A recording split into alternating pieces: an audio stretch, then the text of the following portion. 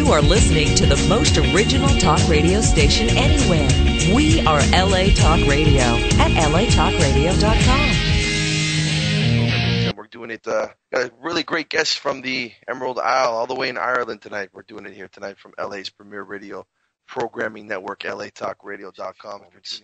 Psychopaths, whether it be by Hollywood or by TV or any way, shape, or form, novels, books, anything, have always been portrayed as the axe murderers, the people you see on Friday the 13th, Jason Voorhees. One of the greatest psychopaths, in my personal opinion, that I saw in this group that I'm fitting in was American Psycho, played by Christian Bale. Not only do I think Christian Bale is a great actor, I think that movie, as dark and disturbing it was, we're going to ask our guest if that's what a psychopath is or if that's just a cliche. We're going to find out tonight because, to me, the behavior witnessed in that film was pretty damn close. I don't know. We're going to find out. But that's typically when you think of a psychopath, you think of the Jeffrey Dahmers, the Hernandez brothers, the Paul Bernardos, those demonic entities that transform those so-called human beings into the monsters they became in their acts. And much of this is true. But there's also other elements that go into psychopathic behavior. And that is what we're here to discuss tonight on Extract Radio. I thought it was a great topic. The book is phenomenal, which I will introduce. A great book and a great guest. Raised in Dublin, Ireland, Thomas Sheridan is a professional artist. Now, can someone be made into a psychopath? Well, they can't be made into a true psychopath. What can happen is they can become what I have come to term a proto-psychopath, in that they may emulate the pathology of a true psychopath.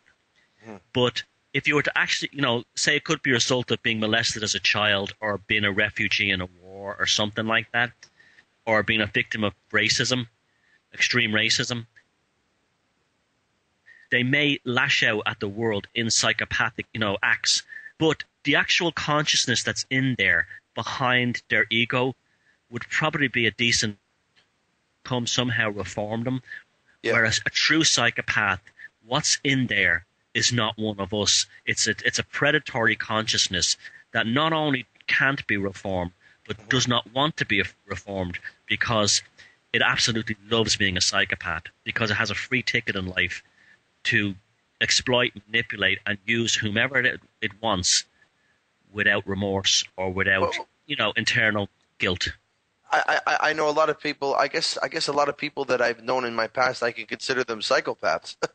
Do psychopaths have personalities? Are they immune to that? A true psychopath. Yeah, a true psychopath doesn't have a personality as such. Really?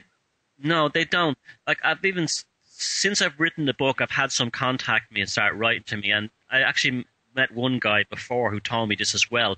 They often talk about a sense of emptiness inside them. They feel like there's nothing inside them. They're not in there. And what they do is they invent personas rather than personalities. And these personas are specifically designed to target and manipulate and exploit individuals or organizations. I'll give you an example. You may have a psychopathic individual who's in 3 relationships at the same time, 3 romantic relationships with 3 different women. Like the first woman, she may be a hippie chick with a lot of money who's into the environment and nature. For her, he will be that guy. He'll be a tree-hugging, sensitive, new age guy, who pretends he loves, nature, and he's looking forward to, the great, raising consciousness.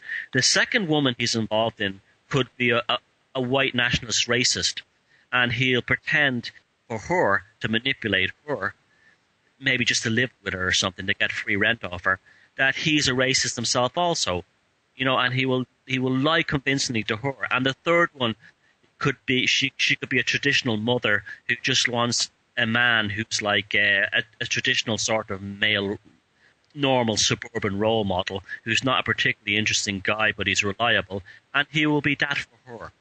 So he'll invent 3 personas to manipulate and work 3 different people to whatever aims he wants, financial, sexual, or just to control them. But a lot of the time, they're also driven and charged by just getting away with the scam. that excites them as well. It's thrilling to them. The thrill of it. I was going to say, yeah, absolutely.